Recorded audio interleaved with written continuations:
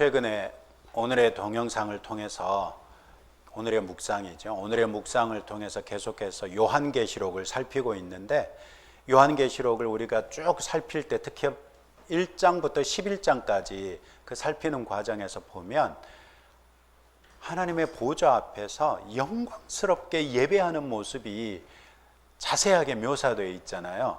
혹시 여러분 그 과정을 상상해 보신 적 있으세요?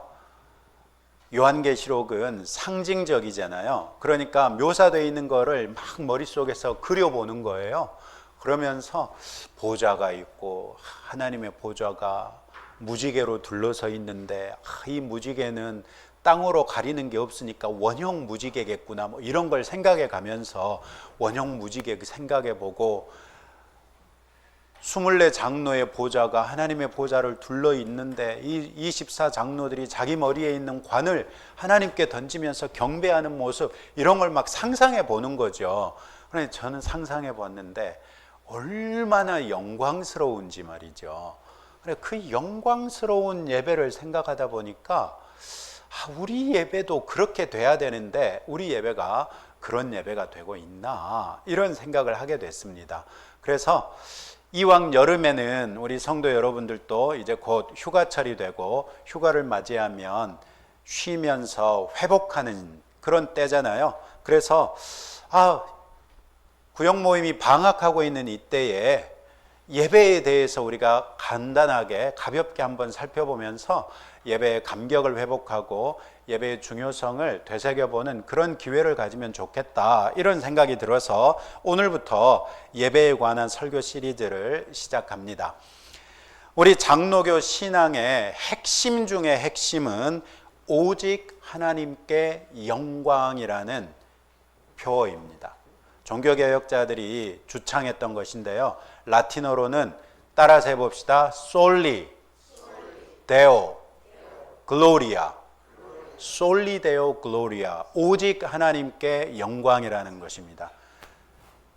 오직 하나님께 영광이다, 이 말은 우리의 삶과 신앙의 모든 여정이 하나님의 영광에 초점을 맞춰야 한다는 것이고, 그 영광을 가장 깊이 또 직접적으로 경험하는 자리가 예배라는 것입니다. 그러나 우리가 매 주일 드리고 있는 이 예배는 어떻습니까? 혹시 여러분들은 습관적인 참여에 머무르는 바람에 영원하신 하나님의 압도적인 영광을 경험하지 못한 채 돌아가고 계시지는 않습니까? 우리는 오늘의 성경을 통해서 우리의 예배가 단지 이 땅에서의 의무가 아니라 하늘 보좌에서 드려지는 영원한 예배에 동참하는 것이고, 그 천상의 예배를 우리의 일상으로 미리 당겨와서 경험하는 복의 통로라는 것을 함께 살피고자 합니다. 오늘의 성경을 통해서 예배에 대해서 배울 수 있는 첫 번째 교훈은 죄인으로서는 하나님의 영광 앞에 설 수 없구나 하는 것입니다. 오늘의 성경은 출애굽기 34장 29절부터 35절 말씀을 그 배경으로 하고 있습니다. 모세가 출애굽한 지 얼마 되지 않아서 시내산 있는 데까지 도착해가지고 하나님 앞에 올라가지요. 그래서 시내산에 올라가가지고 하나님에게서 십계명 돌판을 받고 하나님께 말씀을 받고 있는데, 하나님께서 갑자기 속히 내려가라 이러시는 거죠. 그래서 속히 내려와 봤더니 이스라엘 백성이 그새를 못 참고 금송아지를 만들어 가지고 우상 숭배에 빠져 있는 것이죠. 그래서 모세가 하나님께로부터 받아왔던 그 십계명 돌판이 하나님과 언약을 맺는 증거인데, 언약을 맺기도 전에 이스라엘 백성이 우상 숭배에 빠져 있으니까 그 언약의 증표인 십계명이 있을 이유가 없는 거죠. 그래서 십계명판을 깨뜨려 버리잖아요. 그런 다음에 다시 올라갑니다. 다시 올라가서 이번에는 무려 40일 동안이나 하나님과 함께 있다가 또 때가 되어가지고 십계명 돌판을 양팔에 탁 안고 내려오는 것이죠. 근데 이번에는 내려왔는데 모세의 얼굴에 하나님의 영광의 광채가 나는 것입니다. 그래서 백성들이 모세 앞에 왔는데 그 영광의 광채 때문에 두려워가지고 모세님 제발 그 영광의 광채 때문에 두려워 죽겠습니다. 수건으로라도 좀 가려주시겠습니까?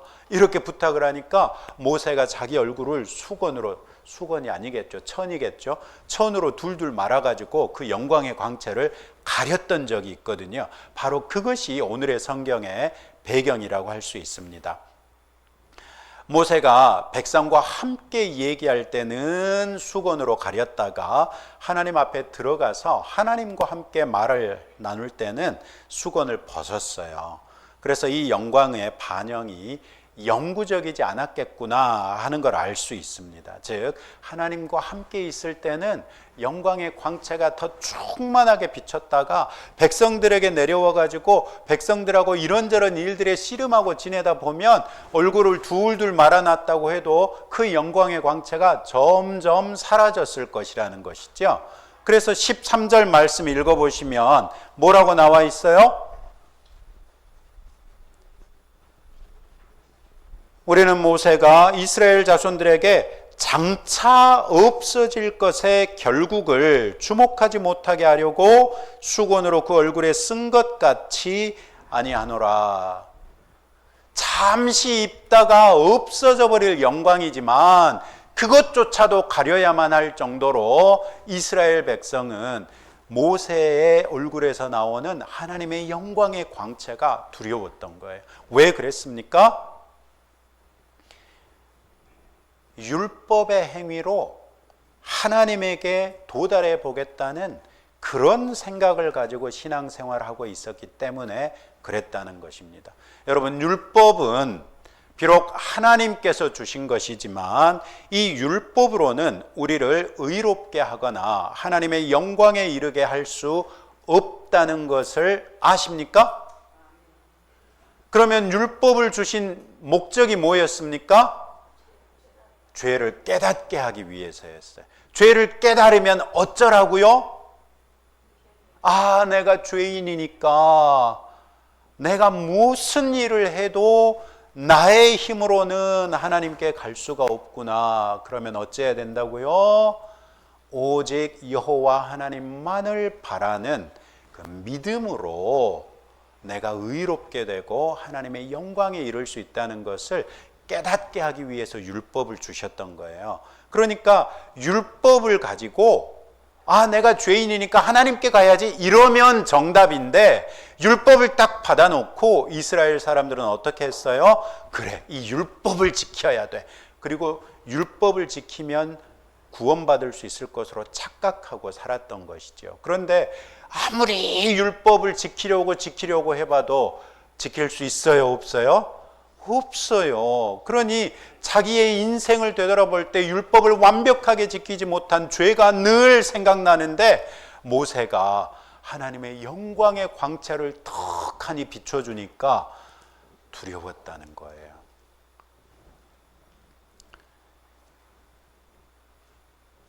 이처럼 성도들은 이 구약 시대의 성도들은 하나님의 영광을 볼 때 자신들의 죄가 더욱 드러나서 두려워 떨 수밖에 없었던 것이지요.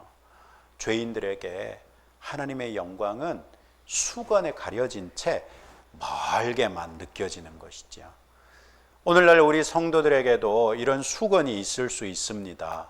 세상의 성공과 기준을 따라가려는 욕망이 있을 수 있고 해결되지 않은 죄의 문제 때문에 하나님의 영광 앞에 서지 못하는 분들도 계시고 하나님보다 더 사랑하는 무엇인가가 있어서 하나님 앞에 나올 때마다 찔려서 하나님의 영광을 감당할 수 없는 분들도 계실 수 있습니다. 여러분들이 어떤 수건이 여러분들에게 있든지 그런 수건이 여러분을 가리고 있는 한 우리는 예배의 자리에서도 하나님의 영광을 흠뻑 취하는 것이 아니라 우리 자신의 연약함과 죄의 문제에만 갇히게 되는 것이지요. 그렇기 때문에 그리스도 예수 안에서만 하나님의 영광 앞에 나올 수 있습니다. 모세의 얼굴에 하나님의 영광의 광채가 있었다는 사실은 오늘날 우리에게 왜 예배의 자리에 나와야 하는지 분명한 이유를 말해줍니다. 누구든지 하나님 앞에 설 수 있고 하나님과 함께 있다 보면 하나님의 영광이 그분에게도 반영되어 그분 역시 영광의 광채를 발하게 된다는 것입니다. 혹시 그런 분들을 만나보신 적이 있습니까? 여러분들 혹시 지금까지 신앙생활 하시는 중에 어떤 분을 탁 봤는데 와, 정말 저분은 보기만 해도 은혜가 되는구나, 저분은 정말 늘 주 안에서 계시는 분인가 보다, 이런 느낌이 확 와닿아 가지고 여러분의 마음에 감동이 있었던 그런 경우가 있습니까? 저는 몇 분 그런 분들을 만나뵌 적이 있습니다. 평신도들 가운데도 그런 분들이 계셨고요, 목사님들 가운데서도 그런 분들이 계셨어요. 평신도 중에는 제가 동명교회에서 사역할 때인데 어떤 집사님이세요. 이 집사님은 새침대기 같은 집사님이어가지고 어지간하면 다른 분들하고 얘기를 안 하세요. 그런데 웬일인지 저에게는 주일 아침이 되면 오셔가지고 막 이런저런 얘기를 하세요. 무슨 얘기를 하시냐면 한 주간 동안 큐티 하시면서 받았던 말씀의 은혜에 대해서 목사인 저에게는 편하게 얘기할 수 있다고 말씀을 해주시는데, 그 말씀을 하고 있는 동안에 그 집사님의 얼굴을 보잖아요. 세상 그렇게 맑을 수가 없어요.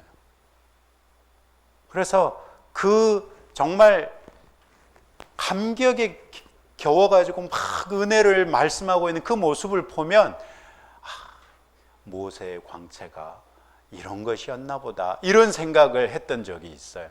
또 목사님 가운데도 우리 왜 지난번에 미국에서 굳이 제가 사역하는 교회까지 와보시겠다고 오셨던 이준환 목사님 계시잖아요. 이준환 목사님의 삶을 제가 알거든요. 그분이 청년 때 어떻게 살았으며 어떤 과정을 거쳐서 목사의 길을 가게 됐고 그 목사의 길을 가며 얼마나 많은 고생을 하셨는지 제가 알거든요. 그런데 그런 과정 가운데도 충성스럽게 하나님 앞에 최선을 다했던 것을 알고 있는데, 아니 다른 때는 그런 게 안 느껴졌거든요, 사실. 그런데 그 주일에 딱 앞에 와서 부부가 나란히 서 계시는데 그 순간에 감동이 몰려오는데, 야, 하나님께서 참 기뻐하시는 분이시겠구나, 이런 생각이 든 거예요. 저도 좀 그런 목사가 되면 좋겠는데 될 수 있을지 모르겠네. 참 어쩐가 모르겠어요.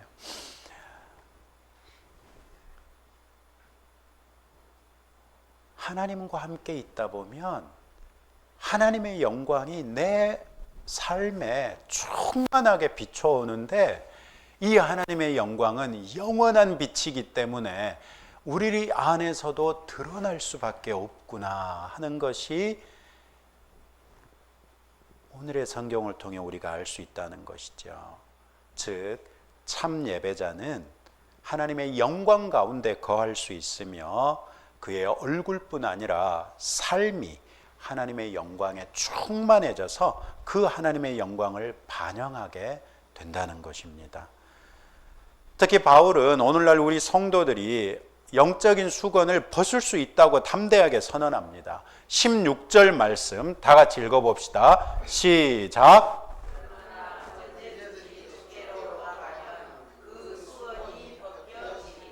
어떻게 하면 그 수건이 벗겨지리라?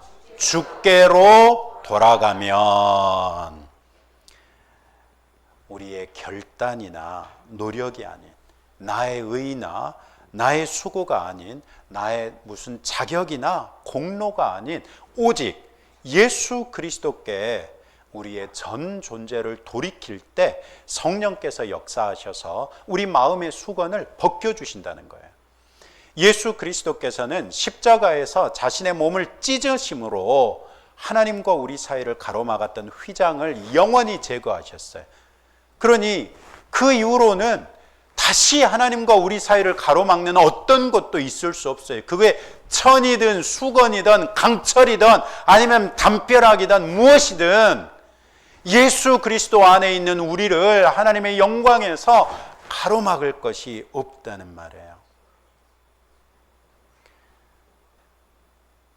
이제 우리는 더 이상 율법의 종이 아니라 그리스도 예수 안에서 하나님의 자녀가 되는 권세를 얻은 것이지요. 그래서 우리 장로교 신학에 있어서 또 다른 핵심적인 믿음이 있는데 따라서 합시다. 오직 은혜. 라틴어로는 솔라 그라티아. 네, 따라서 하란 말이었어요. 솔라 그라티아. 아까 맨 처음 했던 거 기억나세요? 솔리 데오 글로리아. 솔리 데오 글로리아. 오직 하나님께 영광에, 이번에는 오직 은혜. 오직 은혜로서만 우리가 구원받을 수 있다는 것이죠. 오직 예수 그리스도 그분을 의지할 때만 모든 수건이 벗겨지고 하나님의 영광 앞에 설 수 있다는 거예요. 그리고 하나님께서는 이 은혜를 우리에게 전달해 주시는 방편, 즉 은혜의 방편을 우리에게 허락해 주셨는데 그 중심에 바로 예배가 있습니다. 예배는 우리가 드리는 행위 이전에 하나님께서 우리를 만나 주시고 은혜를 부어 주시는 통로이죠. 특별히 예배 중에 선포되는 말씀과, 비록 우리는 1년에 2차례밖에 하지 않고 있지만 성례식, 세례식이나 성찬식, 이걸 좀 더 자주 할 필요가 있기는 한 것 같아요. 원래는 매주 했었어요. 매주 함께 떡을 떼며 교제했다 그랬잖아요. 성찬식을 매주 했단 말이거든요. 물론 초대교회는 오늘날 우리가 하는 것 같은 성찬식 개념으로 하지 않고 함께 그냥 음식을 나눴던 것이죠. 그런데 그 함께 교제하는 것을 통해서 그리스도와의 연합을 경험하고 우리를 얽매던 모든 죄와 두려움의 수건이 벗겨지는 참 자유를 맛보았던 것입니다. 이것이 바로 17절이 말하는 주의 영이 계신 곳에 자유가 있다는 그 말씀인 것이죠. 나의 종교적인 열심이 아니라 예수님이 십자가에서 흘리신 피로 인해 우리 하나님의 영광 앞에 설 수 있다는 것이고, 그로써 그 영광을 가리고 있던 수건을 걷어버리고 일시적인 것이 아니라 영구적인 하나님의 영광을 바라는 성도로 살아갈 수 있다는 것이에요. 그 비결이 바로 하나님의 임재 가운데로 나오는 예배라는 것입니다. 세 번째로, 우리 예배는 하늘 보좌 앞에서 예배의 영광을 미리 경험하는 그런 예배다 하는 것인데요. 수건이 벗겨진 사람들에게 주어지는 최고의 축복은 18절에 나옵니다. 18절 다 같이 읽읍시다. 시작. 우리가 다 수건을 벗은 얼굴로 거울을 보는 것 같이 주의 영광을 보매 그와 같은 영상으로 변화하여 영광에서 영광에 이르니 곧 주의 영으로 말미암음이니라. 자, 여러분의 얼굴을 수건으로 둘둘 말고 나서 거울 앞에 딱 서면 뭐가 보입니까? 뭔 둘둘 만 게 보여요. 아무것도 안 보이지. 아무것도 안 보이는 게 당연하죠. 내 얼굴을 수건으로 둘둘 말하면 보이긴 뭐가 보여. 아무것도 안 보이지. 근데 그 수건을 다 벗고 나서 거울을 딱 보시면 뭐가 보입니까? 그런데 18절에 보니까 뭐가 보인대요? 주의 영광이 보인대. 뭔 말이냐면 아침에 딱 씻고 나서 거울 앞에 딱 선 거예요. 그랬더니 뭐가 보여요? 주의 영광이 보여. 경험해 보신 분?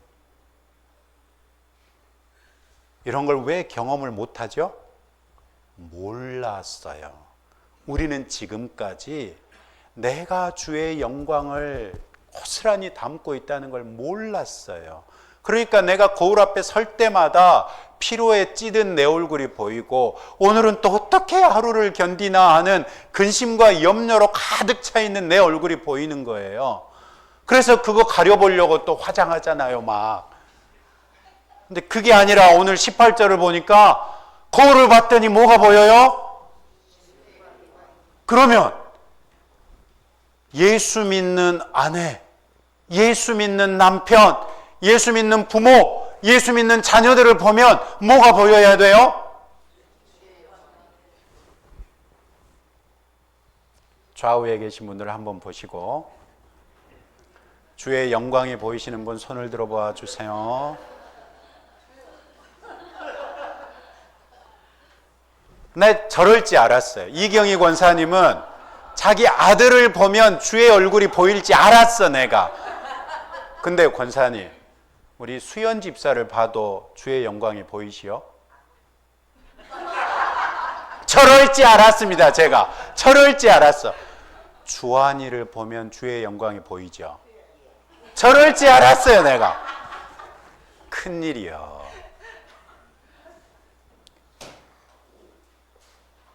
우리가 거울 앞에 섰는데 내가 보이는 것이 아니라 주님의 영광이 보인다면 얼마나 아름답지 않겠어요?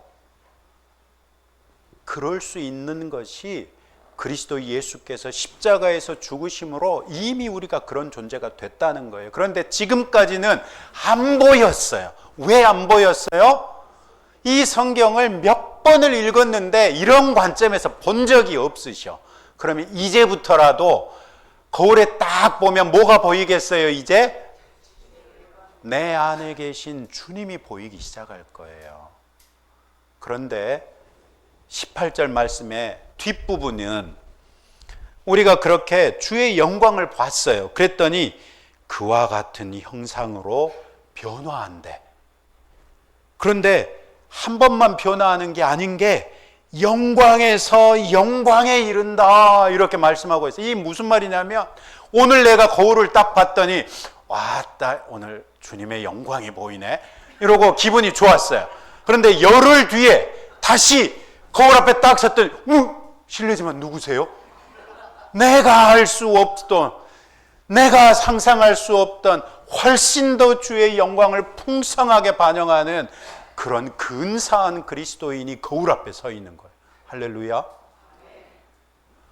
괄목상대란 말이 있잖아요. 사흘만 안 봐도 눈을 비비고 봐야 될 정도로 다른 사람이 된다는 말인데 우리 그리스도인들은 사흘만 안 보고 만났어도 우리 안에 그리스도 예수가 충만한 모습이 드러나서 깜짝 놀라게 된다는 거예요. 그래서 성령 충만한 성도를 봤는데 찔린다. 이런 사람은 아직도 구약 율법주의 패러다임의 신앙생활을 하고 있는 분들이에요. 내가 주님을 더 잘 믿어야 쓸 것인데 내 열심, 내 수고, 내 노력에 여전히 매여 있는 분들이에요. 그런데 성령 충만하신 분을 딱 봤더니 할렐루야 하면서 나도 덩달아 성령 충만해지는 거예요. 이런 분들이 은혜, 복음 여기에 사로잡혀 가지고 신앙생활 하시는 분들이라는 거예요. 우리가 거울에 비치는 내 모습 안에 예수님의 영광을 발견할 때 그 예수님의 영광스러운 모습이 나로 하여금 그 주님을 더욱더 닮아갈 수 있게 하는데 그게 내 노력으로 되는 것 같으나 내 노력이 만들어내는 것이 아니라 내 안에 계신 성령 하나님이 나를 변화시켜서 하나님의 영광스러움에 더 가까워지게 한다는 말이에요. 요한계시록에 나타난 천상의 예배는 우리가 바라봐야 할 주의 영광이 어떤 것인지를 잘 보여줍니다. 그 어디보다도 하나님의 영광을 찬란하게 보여주는 것이 요한계시록인데 내가 거울에 비친 나를 봤더니 하나님의 영광이 보인다고 할 때 우리가 봐야 될 하나님의 영광의 완성된 모습이 어떤 모습이냐는 것입니다. 요한계시록에 있는 바로 그 모습입니다. 하늘 보좌에 앉으신 창조주 하나님과 죽임을 당하신 어린 양 예수 그리스도를 향한 끊임없는 찬양과 경배, 요한계시록 4장과 5장에 나와 있잖아요. 셀 수 없는 무리가 드리는 구원의 감격, 요한계시록 7장에 나와 있었잖아요. 그리고 마침내 완성될 하나님의 나라에 대한 영광스러운 선포 요한계시록 11장에서 우리가 봤잖아요. 그것이 바로 천상 예배의 모습이고 핵심인 것이죠. 우리 장로교회의 신학을 개혁주의라고 합니다. 종교개혁가들의 개혁 정신을 이어받았다고 해서 우리 스스로를 개혁파 혹은 개혁주의 이렇게 얘기하고요. 더 좁혀서는 개혁주의, 장로교 이렇게 얘기를 합니다. 근데 우리 개혁파들은, 개혁주의자들은 요한계시록의 천상 예배가 먼 미래의 일이라거나 우리와는 상관없이 하늘에서 일어나는 일이라고 가르치지 않습니다. 우리가 이 땅에서 성령 안에서 말씀의 진리 안에서 예배드릴 때 이 공예배가 바로 천상 예배에 함께 참여하는 것이라고 가르칩니다. 우리는 예배를 통해서 시간과 공간을 초월해서 하나님의 보좌 앞에 서게 되는 것이고, 천군 천사와 모든 성도들, 우리보다 훨씬 먼저 그리스도 예수 안에 있는 믿음을 지키다가 순교당했던, 혹은 우리보다 먼저 주 안에 죽은 자들, 그분들이 지금 영으로 하나님과 함께 계시면서 무수히 많은 기도로서 하나님의 뜻이 이루어지기를 바라고 그 천군 천사들과 함께 하나님을 찬양할 텐데, 그 예배에 지금 우리가 드리는 이 예배를 통하여 함께 참여하고 있다는 것입니다. 우리는 지금 이 작은 예배당에 모여가지고 예배 드리면서 아이고 숫자가 좀 더 많아야 되는데 이렇게 생각하면서 우리가 드리는 예배를 자꾸 같이 폄훼할 수 있습니다. 그러나 그렇지 않다는 것입니다. 두세 사람이라도 내 이름으로 모인 그곳에 우리 주님이 함께 계시며 그 영광에 우리를 끌어올리신다는 것입니다. 구역에서 두세 사람이 모일 때가 있잖아요. 기운 빠질 거예요. 그러지 말라는 것입니다. 두세 사람이라도 주님의 이름으로 모인 그곳에서 함께 예배를 드릴 때, 비록 3명이 드리는 예배일 수 있고 2명이 드리는 예배일 수 있으나 그 무의미해 보이는 예배일지라도 우리의 눈을 하나님께 들어올리면 하늘이 열려지면서 24장로들이 자기 머리에 쓰인 관을 하나님 앞에 던지면서 찬양하고, 천사들이 거룩하다 거룩하다 거룩하다 창화하고, 모든 천군 천사들이 아멘 하면서 찬양하는 그 찬양에, 그 예배에 우리 오늘 이 예배가 고스란히 포함된다는 거예요.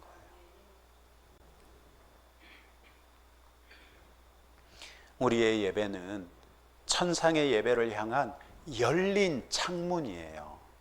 그래서 우리가 예배를 드릴 때 우리를 보지 아니하고 이 예배를 받으시는 하나님께 우리의 눈을 돌리면, 우리는 그 영광스러운 하나님의 영광이 충만한 하늘을 우리 마음속에 충만하게 담아서 하나님께서 기쁘게 받으시는 예배가 될 수 있다는 거예요. 예배 시간을 통해서 우리는 잠시나마 하나님의 영광을 엿볼 수 있고, 그 영광의 광채를 우리의 어두운 일상에 가져올 수 있는 것이지요. 그러므로 성도 여러분, 예배를 사모하시기 바랍니다. 예배에 집중하시기 바랍니다. 우리 나영아 목사님이 여러분들에게 목이 터져라 가르치셨던 거 아직도 저기다 붙여놨어요. 저거 왜 안 떼는지 궁금히 여기시는 분들 계실 텐데, 뗄 이유가 없어요. 예배는 인생의 기본이요, 가치요, 목적이라는데 저걸 어떻게 뗄 수 있어요?